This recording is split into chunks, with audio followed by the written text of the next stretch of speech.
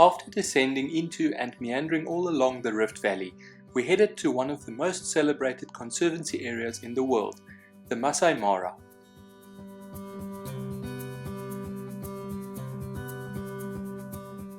Bordering Tanzania's Serengeti National Park, which we had visited earlier in the year, the Masai Mara forms part of the same cross-border conservation area that allows free movement and migration of animals. In Kenya, you can either visit the Masai Mara National Reserve, east of the Mara River, or the Mara Conservancy, otherwise known as the Mara Triangle, which is west of the Mara River.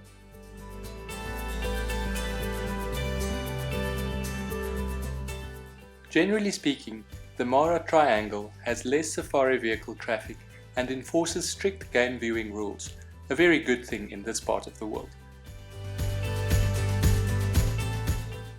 Slowly meandering along the river, we stopped to watch early morning hippos and storks, something that pairs well with sunrises and hot coffee.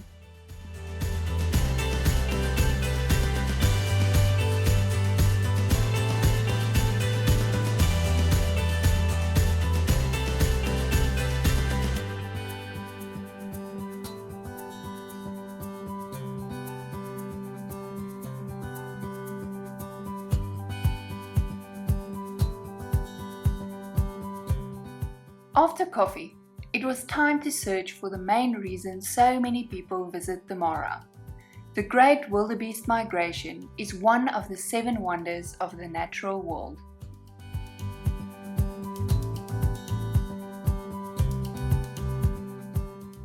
Being late August, many of the famed blue wildebeest megaherds had crossed the Mara River and were now concentrated here. As we moved north in the park, their numbers steadily increased until suddenly the horizon was filled with the herds.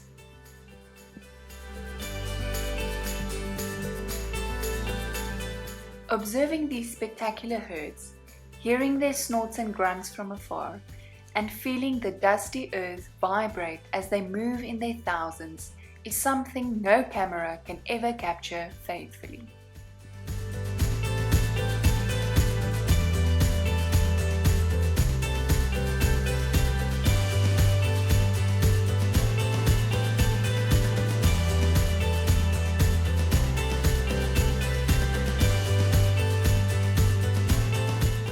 Interestingly, the blue wildebeest native to the Serengeti and Masai Mara are actually western white-bearded wildebeest, a subspecies that has a distinctly lightly colored beard and are the smallest of all blue wildebeests.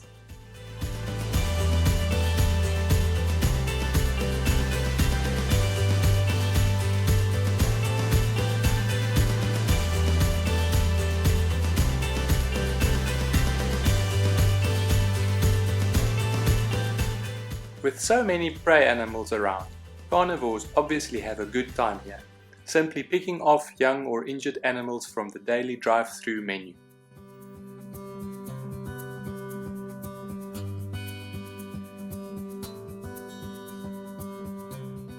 Half-eaten carcasses dotted the plains, indicating a saturated ecosystem where even the local Ruppel's vultures have that post-Christmas dinner look.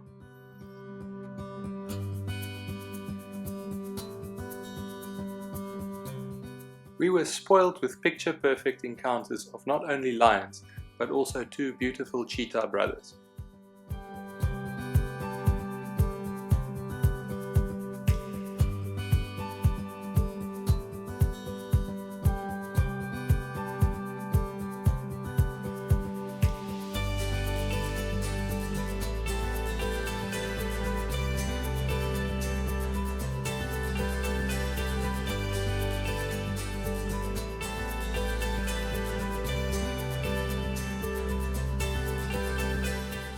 Parked under a massive tree, surrounded by nothing but thousands of wildebeest and zebra, we enjoyed what must surely rank as one of our all-time favorite lunch spots.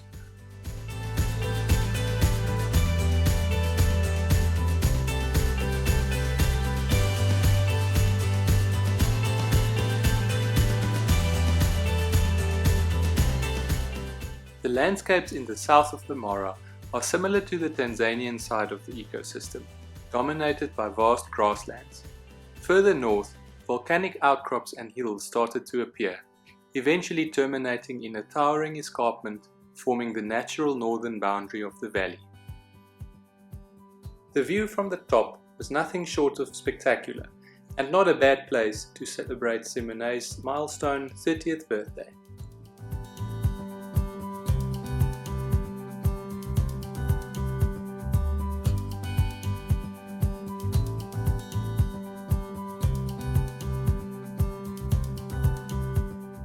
We watched hot air balloons floating tourists dreamily over the savannah before making our way back down to the river.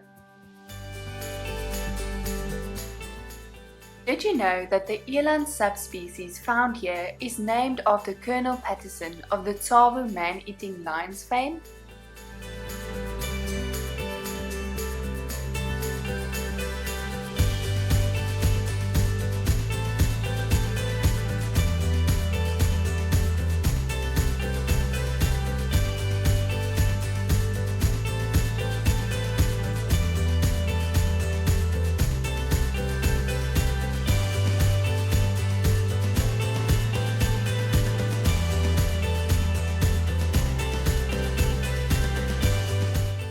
As the afternoon wore on, some of the wildebeest herds started staging and milling, anxiously preparing for one of the famous river crossings.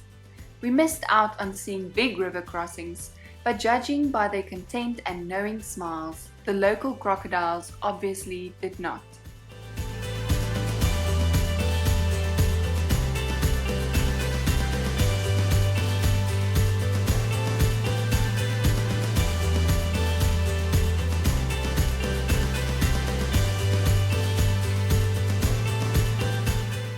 Later, an afternoon thunderstorm building over the savannah announced that the rainy season is just around the corner.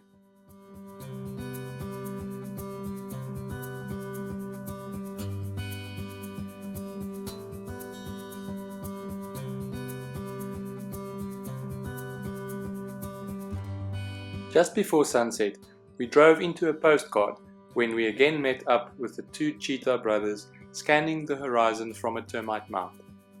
After grooming and stretching, these healthy animals literally walked off into the sunset, possibly in search of moonlit prey, something Mara cheetahs specialize in.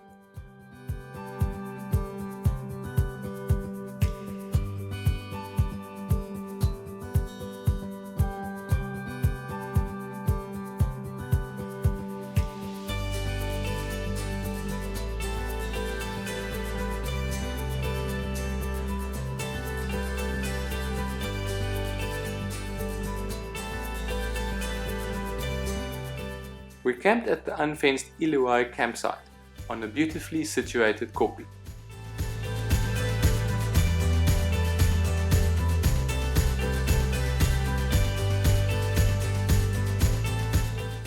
The campsite doesn't have many amenities, but more than makes up for it by its beautiful location. It is one of the only public campsite options within the Conservancy, and some of the highlights were the fantastic view, the wilderness experience, and the bonus of an early start in the park. Around the campfire, we talked about visiting the Mara with Baloo, a true milestone of our trip.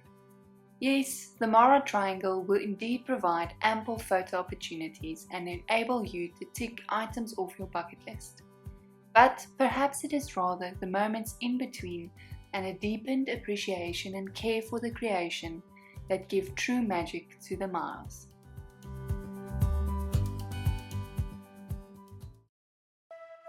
Here are some trip tips for a DIY trip to the Masai Mara. For more detail, head to the blog link in the description below.